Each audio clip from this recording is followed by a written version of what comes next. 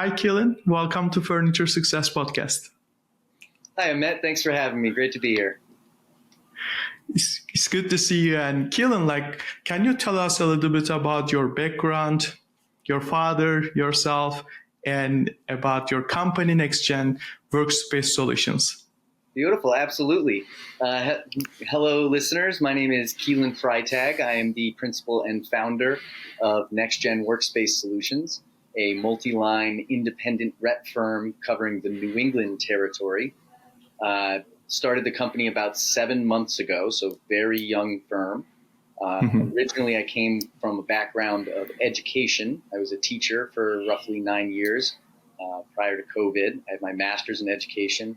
But once COVID hit, I started reassessing. My father was on the dealer side of the industry for 42 years, culminating in owning his own dealership in small town Connecticut. It's funny, actually, in Connecticut, it's less expensive for a woman to own a business. So I like to tell everyone, my mother actually owned the dealership. She would fire my father every night and then have to rehire him every morning. Okay. Just a fun little story. But he officially retired at the beginning of last year, as did my mother. Congrats to them, spending their golden years together.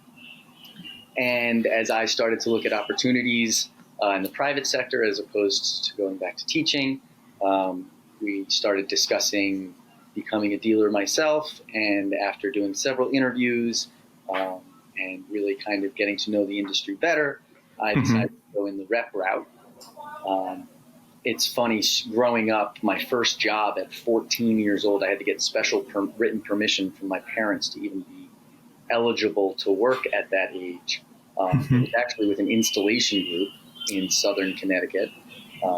So I got to know the lines that still exist today. Some changes, some merges, but I got to know from the kind of ground up, I guess, everything about the industry, from install team to what a dealer looks like to what a manufacturer looks like. And now on the independent rep side, I've been loving it so far. It's been challenging.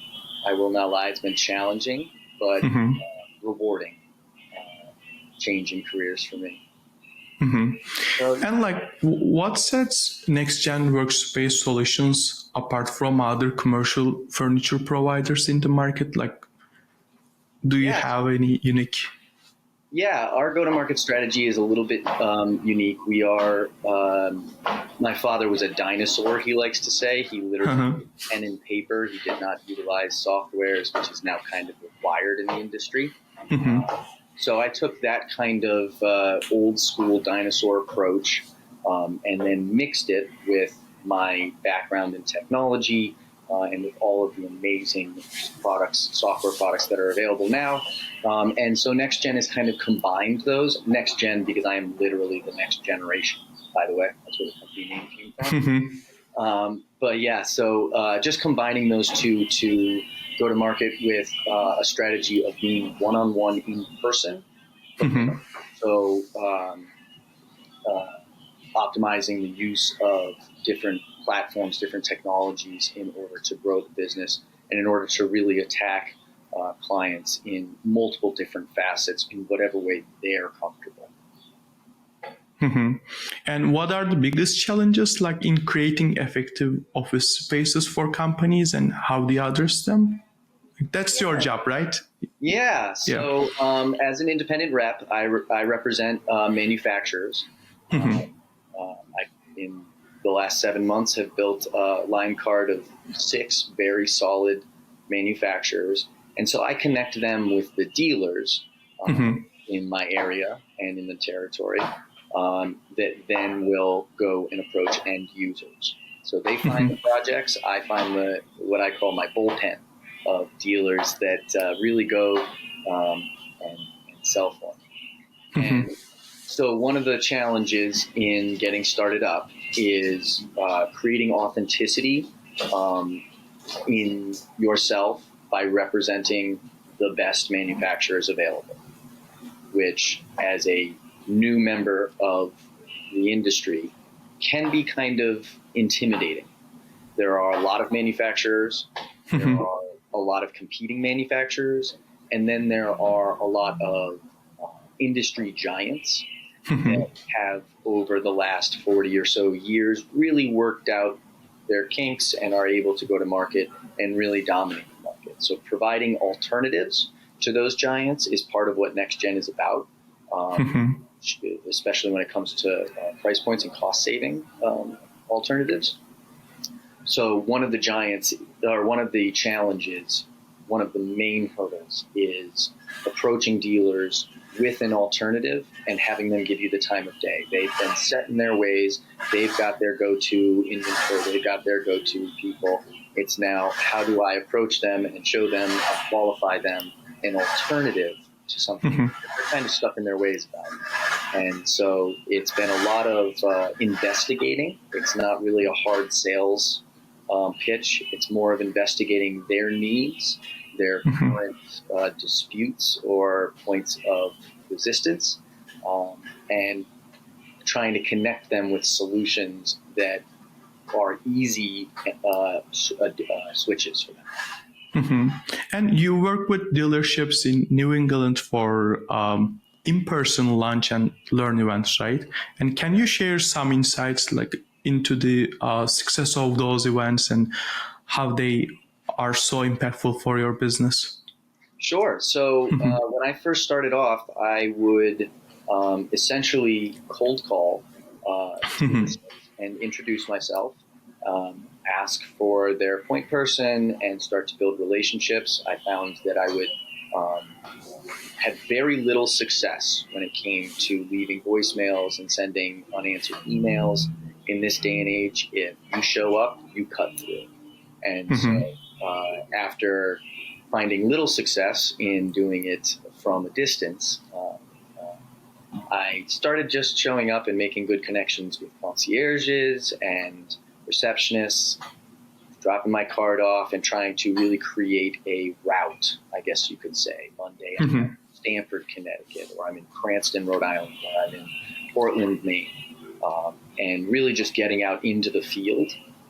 And as I started to then build that rapport, that lets whoever their point person is know that gives me legitimacy, which allows me to then host those lunch and learns. What I noticed is that any firm that gives me resistance initially is someone that I actually do want to continue to pursue, whereas firms that invite me in and are very flattering tend not actually to specify my products or to make partnerships with my manufacturers. In fact, I'll share with you just as a fun little mistake that I made early on. I won't use any names, but I did bring one of my lines to a very interested client and then learned after the meeting that that client's brother-in-law owns a rival manufacturer, and that I had given away all my secrets and shared with the competition. So it is less of a sales position, I would say, and more of a relationship building and investigation position. Wow. And what trends are you seeing in the contract furniture industry, and how is NextGen adapting to these changes, like tariffs, like recession, like interest rates? People don't want to invest in those days, So how do you adapt it, and all of the discussions about tariffs? Yeah, great question. So one of my manufacturers is based in Mexico. One of my manufacturers is based in Canada. And so the conversation around tariffs was actually very good for me. It gave me another reason to reach out. It gave me another piece of content to bring to these relationships that I'm building, and to share with them that we have guaranteed price freezes, that the tariffs will not affect anything. So that was actually kind of an interesting point for NextGen. I will say that as far as less current trends, but more overall trends in the industry, we do see the giants. We see Miller and Knoll combining into Miller Knoll and cutting half of their dealerships. We see Hayworth having massive implementation in the territory. AIS is huge. They're northern Massachusetts. They're manufacturing right out of Leominster, Massachusetts, right down the road from me. So as I've approached these dealers and had my first line and did my first lunch and learns, did my song and dance, started to get to meet people, I started qualifying them and saying, hey, what is it that you're not happy with about this industry? What should I go and do? And what should I go and find for you? What manufacturers would you be interested in learning about in these, lunch and learns? I kept hearing over and over again that AIS has a stranglehold in this territory. And as I'm not talking poorly, they're a great, very successful manufacturer. But that allowed me to then say, okay, I need to provide an alternative to AIS that would be viable in this market from a price point perspective and from a quality perspective. So that kind of learning about industry trends is something that you really have to keep your ear to the ground and nose to the grindstone, so that you can then find your niche and find where you fit in. And that epiphany, that kind of paradigm shift, really led me to the line package that I have now that is doing well. Yeah. You cannot fix the market, you cannot change it, but you can just adapt your business and you can survive, and you can even get benefit of these regulations, and competition in the market, as a dealer. And can you share some key factors that contribute to choosing the right furniture for an office or commercial space? Like you have an experience, and what are the key factors? So a lot of the times it's just a back and forth with the end user. So like I said, I approach the dealer. The dealer then goes to the end user. The dealer will come back to me and say, hey, I have nothing planned for this space. I've got a floor plan, an open floor plan. I say, great, send it to me. Let's get 3 different options done. I send that over to my design team. They go ahead and create multiple different layouts, and then we start to determine, based on price points, based on aesthetics, based on the environment itself, based on the utilitarian nature of the environment, what would work best in this space and what is the preference that the end user has.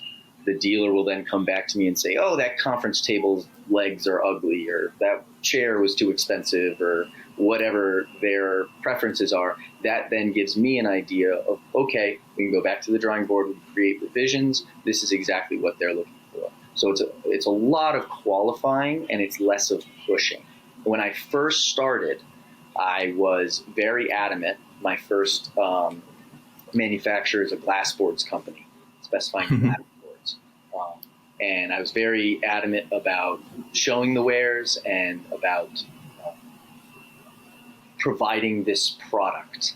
And that's not really, again, it was a paradigm shift, a little bit of an epiphany. That's not really the best or most effective strategy.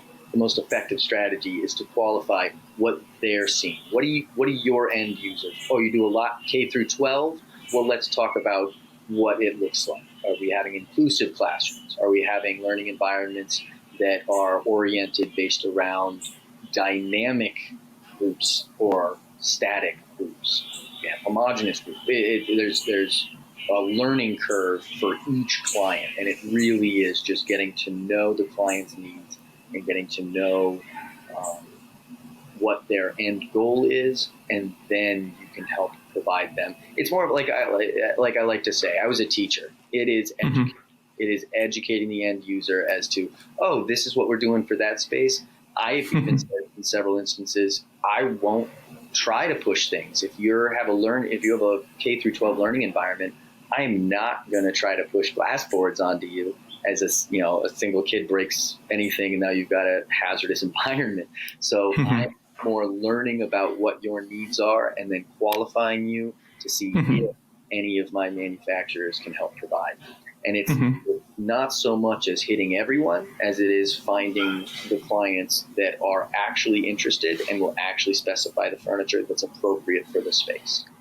And how do you ensure that your furniture solutions align with your client's branding and company culture? Like tech companies are slightly different than others. They spend a lot of time in their office and, they just want to provide everything a lifestyle, in their office.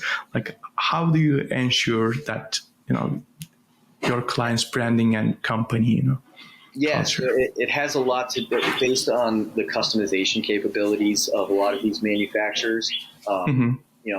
Implementing their aesthetic, implementing their preferences are super important. But it is, again, it's just qualifying the client. It's just going back and forth with continual conversation, open and honest and quick responses. Just saying, hey, I noticed you didn't like this. Here are 3 other options. Hey, I noticed that you're trying to go for this aesthetic. I've noticed that we've got this going on. Why don't we take a look at this instead? Or why don't we? And you gently guide them through the offerings when it comes to several. Most manufacturers now have a good, better, best option. So price point wise, it's very easy to come in. And then from there, it's just determining their needs, whether it's data and or data and power at certain points within the space, or whether it's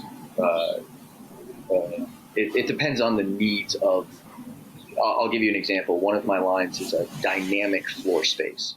So, a floor space where the end user has the ability to utilize the same furniture in the same space but create totally different environments. Whether you have a town hall meeting of 40 people and then in 20 minutes we've got breakout rooms of 5 people each, how do we utilize the same furniture without calling an operations manager or facilities manager, just allowing them directly to say, oh, okay, we can create these very quickly. In 5 minutes we'll be good to go with our next setting. And so if I was in a meeting where someone said, okay, we have a more static environment, oh, that's a great point of learning for me. I appreciate that. That's okay. I'm a dealer that exclusively deals with tech companies. Okay, great. Well, let's start to look at those tech companies. What are their case studies? What do they prefer in the past? This is something I think they would appreciate. Let's go with it. So it is, it's a lot of investigating. It's a lot of sometimes asking hard questions, sometimes helping guide, because a lot of times the end user doesn't really know a lot about furniture. And so they're learning themselves. And as they learn, it's guiding them towards an effective solution. And I've even gone, and I know I'm going to get in trouble for saying this, but I've even gone the route of, I just had a sales rep from WB Mason call me and ask, hey, I need a quote. I need it yesterday. Please, can you help me with this? And I will say, absolutely. Unfortunately, none of my lines can meet your needs. But I've met another rep in the industry through a networking event, and his lines can meet your needs. Here's his phone number. Here's his email. Feel free to call him. I want to get you what you need. I don't want to sell you the things I have. And building that reputation has been super. It takes money out of my pocket and puts it in my competitions, but it also creates a authenticity in me that really I'm not here to knock on doors and say, please buy my product. I'm here to educate end users, and dealers are pretty educated, but to support dealers in helping to educate the end users to find it. Yeah, and you built a relationship, and to be honest, like, it is the right thing, and it makes you successful, long term, not, very short amount of time. Yeah. So as an expert in the furniture industry that's helping guide, I don't want to be known as a pushy salesman, and building that reputation and having NextGen, our team, everyone on the team build that reputation. So. Yeah, it's good for you. Yeah. And like during COVID, like work from home was popular, but now like it's kind of hybrid and, on site. And how do you see the future of hybrid workspaces evolving, and how is your company preparing to meet the needs of this shift? Great question. So I know that everybody said we were going to go back into the office, and I don't think that's 100% true yet. I do see a lot of work from home days, even at the dealerships, even at the manufacturing level. I still see Fridays are a work from home day. We have company meetings on Tuesday mornings, and then the afternoons you can, in the field or work from home. I think as we move forward, utilitarianism will be much more of a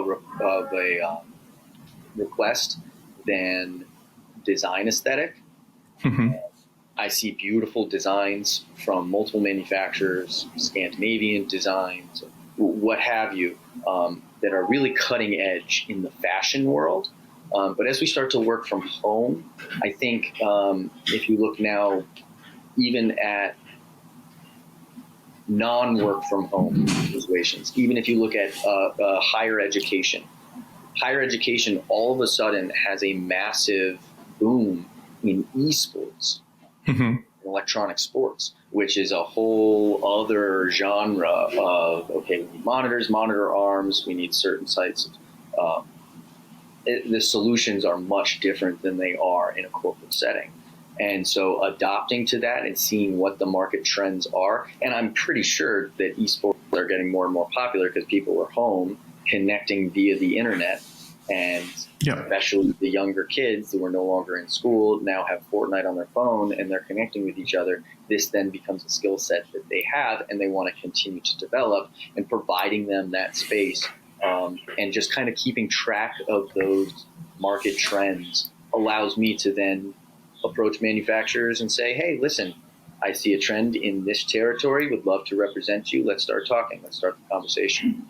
So I think it's less of the hybrid model and the work from home model, and more of just following along with industry trends. For example, that dynamic or floor space manufacturer that I work with, where you can, the end user can change it as they want. That's a great step forward based on the market research that was done through Apple and Google, where their employees, they had built this brand new facility after COVID, this beautiful $1 billion facility, and none of the employees actually utilized the spaces that were created. Instead, they took their furniture and they moved out into public spaces and created their own workspaces, didn't really like the whole cubicle corporate setting. And so just reading through that article and saying, oh, okay, what is a manufacturer that I can promote that I can approach that has this kind of mentality?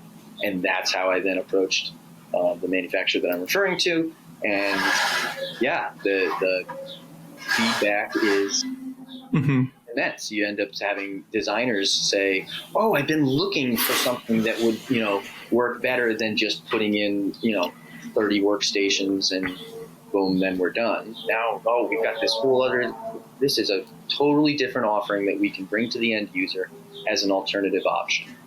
That kind of puts the seed in their mind too, is to make their employees' workspace something they're in control of.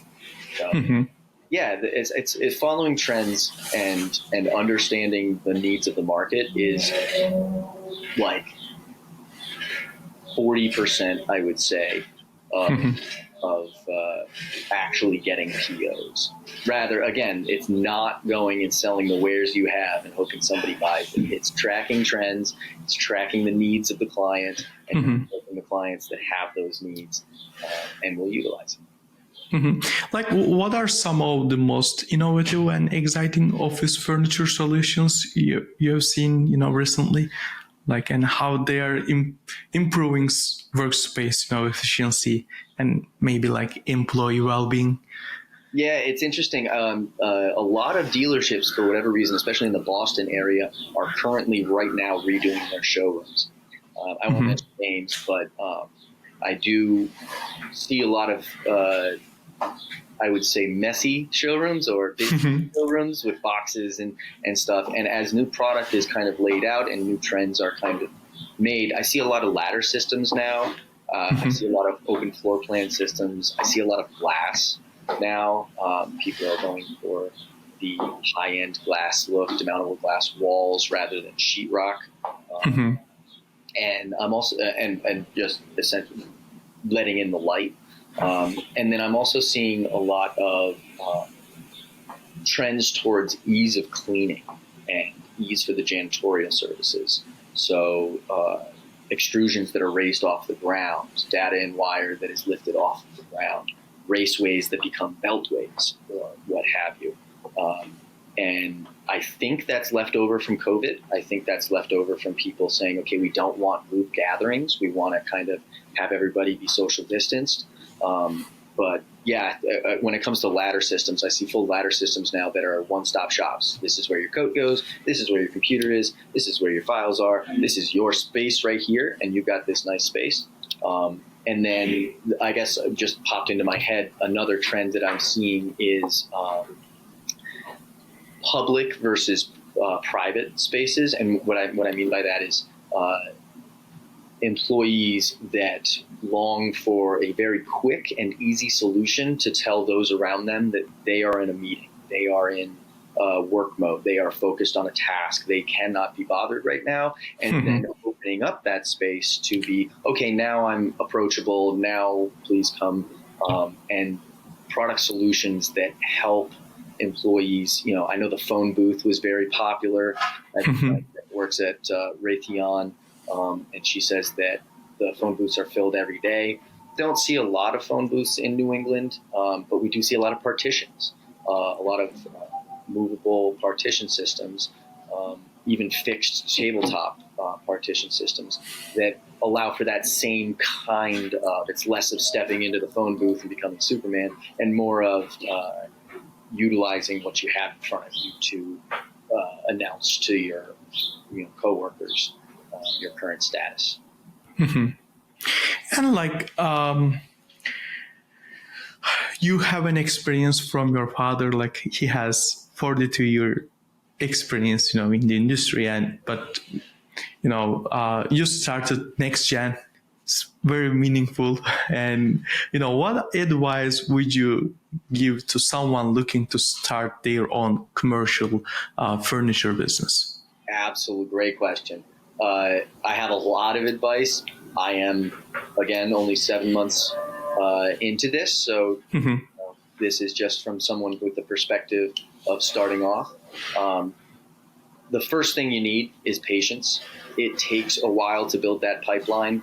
It takes a while to achieve authenticity and to let others, I would say patience and perseverance.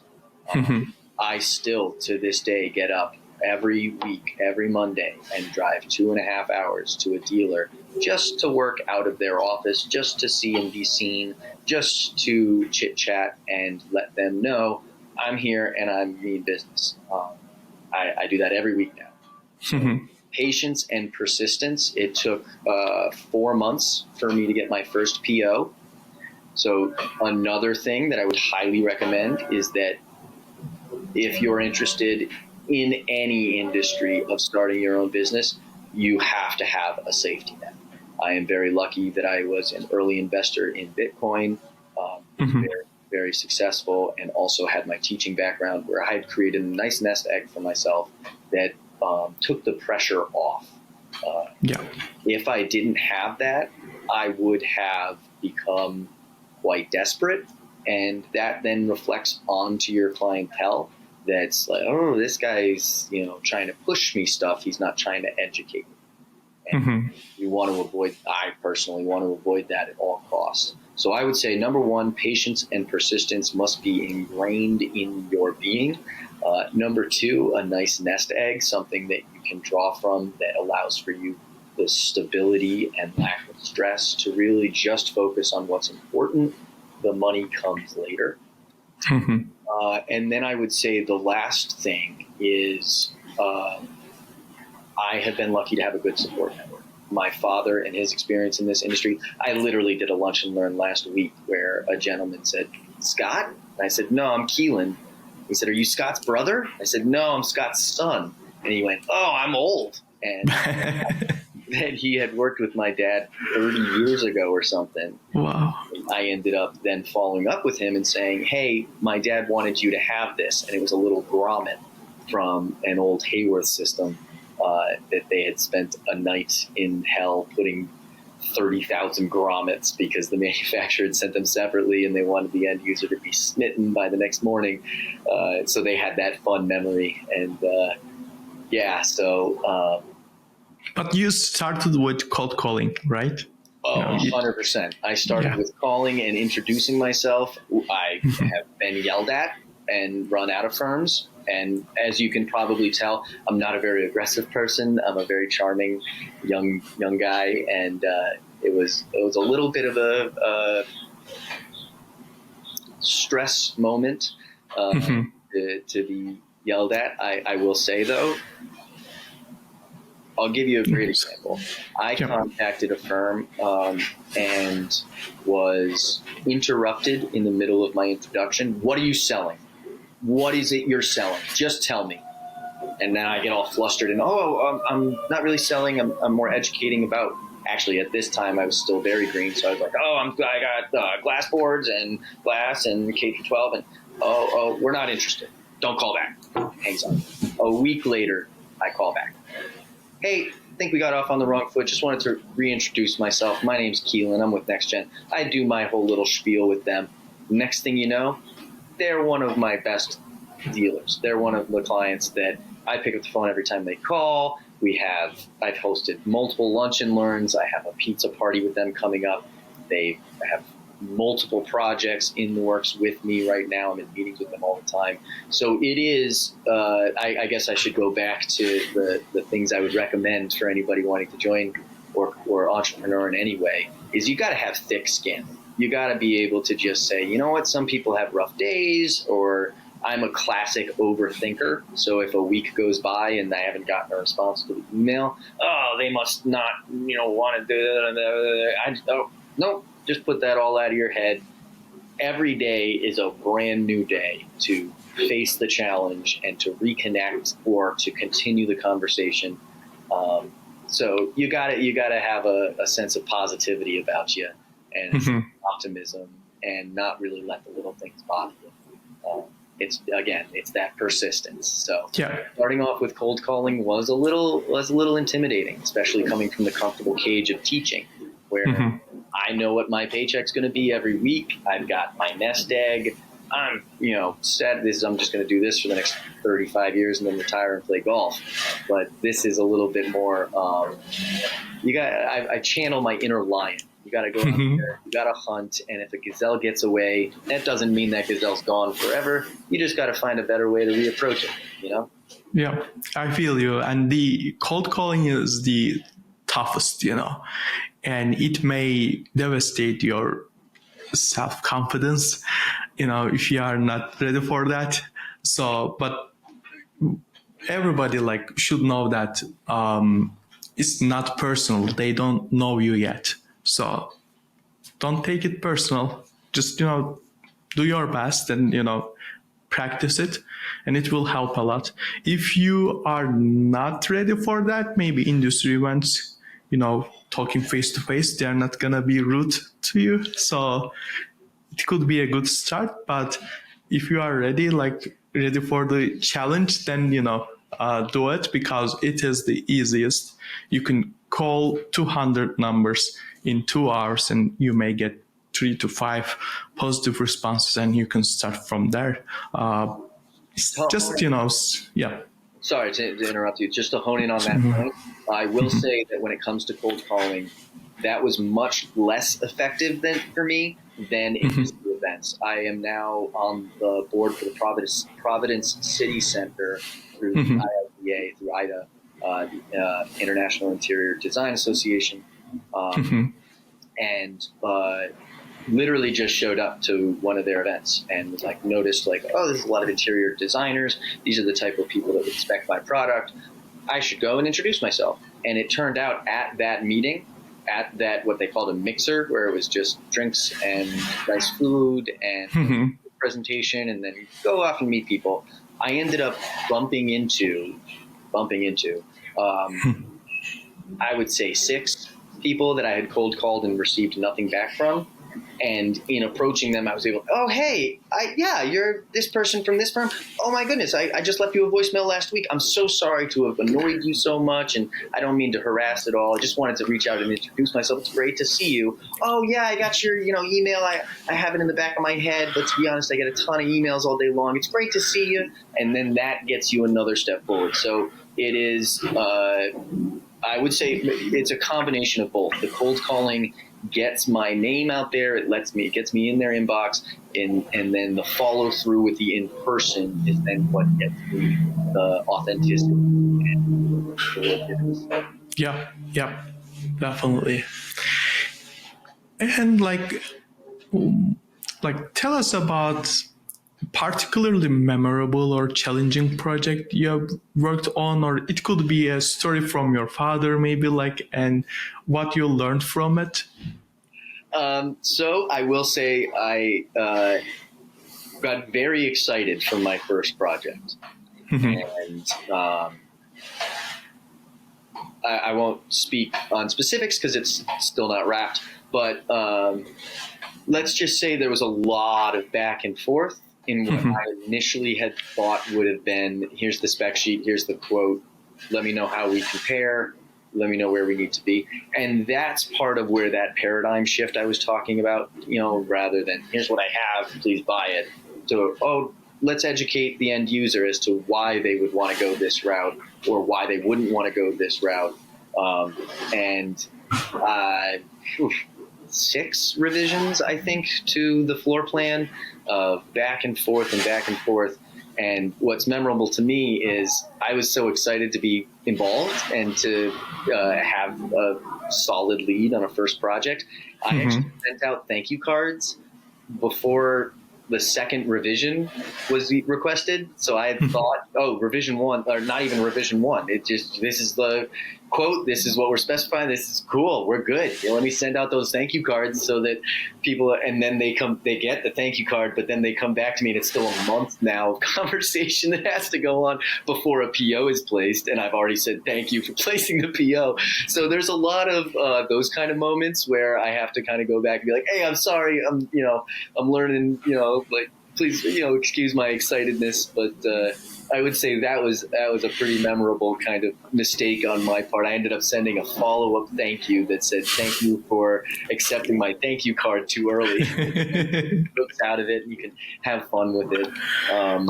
But yeah, that was one. And then I will have to say that my first Lunch and Learn, and I will drop a name just because I love this group, Jefferson Group out of Stamford, Connecticut, was my first Lunch and Learn. And they had asked that I bring lunch. They requested bar taco. If you've ever been there, it's very small portion sizes, delicious food, but very small portion sizes. I had ordered what I thought was a good amount of food, but turned out to not be enough. So I had the VP of sales from one of my lines coming with me and was bringing him around the territory and introducing him. And I ended up leaving him at the dealer, going back to Bar Taco, getting a whole nother order, coming back. And I mean, I was like rushing around. I was out of breath. I was like, feeling very stressed. And, I walked in and they were more than calming and welcoming and very excited to have a new person in the industry. They're an unaligned dealer. So just providing alternatives was something they were very interested in. And so I guess you never forget your first, but looking back at how much I've learned since then, it's fascinating to me that so many people have been so welcoming and so warm to a new friend, and letting me get through the mistakes of ordering the wrong amount of food or the little stuff, that kind of comes through. And to this day, they're still one of my favorite. I'm going back to give them another lunch next week. So, yeah. Yep. And the consistency is key, right? Oh. If you do it on consistent way, then people trust you and you gain more followers and people will come to you. You don't need to go them, and it works That's like the goal. that. Yeah. That's the goal, Yeah. is to set yourself up with enough authenticity that people contact you. And that's, that's a not a lofty, or not an unlofty. That is a lofty goal. So, yeah. And you become an authority in your field, and yeah. And what are your goals for NextGen Workspace Solutions, and what exciting projects or innovations can we expect? So as I continue to build the firm, the goal is, right now there's too much work on my plate in the territory that I have. New England is massive. So I just spoke to a woman last night, bringing her on board, giving her territory in Cape and in Boston. Personally, as a native Connecticut, I'm in upstate Massachusetts, so I would take Western Mass and Connecticut. But really looking at building the firm to be multiple representatives that then can split the territory accordingly, so that we can start to service all dealers. Right now, as part of my investigation process, I really want to try to find dealers that are going to allow me to be consistent. I spent a long time approaching one dealer and being consistent and in front of them, and it became apparent that they weren't really interested in placing POs. They really appreciated me being there and spending my time there, but it was not the best use of my time. So as we build our portfolio, it's easy to be consistent with the ones that are reciprocal.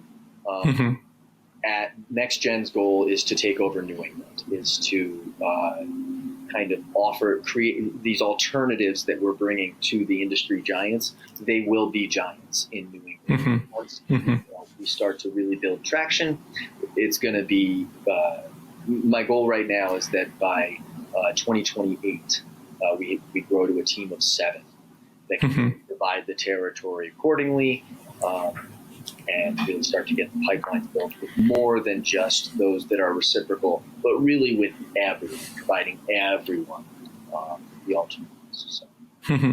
And for our listeners, in your territory, how they can contact with you? Yeah, so my website is nextgenworkspacesolutions.com. I have all my socials, my phone number, my email address. Feel free to I always say my go-to line is, feel free to peruse my lines at your own convenience. But yeah, they can check out my stuff. I think at this point, most of the dealers in New England are aware of me. If you're a listener in the A&D arena and you haven't heard of me yet, feel free to reach out. Starting to really look at A&D firms, which is a very different kind of aesthetic, but really appreciate that. I'm pretty much attached to my phone at this point. So a phone call, a text, or a carrier pigeon, I take them all. It's Keelan at nextgenworkspaces.com and 203-695-1957, right? Yes, sir. 203-695-1957. 1957. Yeah, that's great. It was an amazing episode, Keelan. I appreciate the time. You got a great podcast going on. I really loved this idea and was very excited to participate. Thank you. Right. Yeah. Thank you. Have a nice day. Take care now. Bye-bye.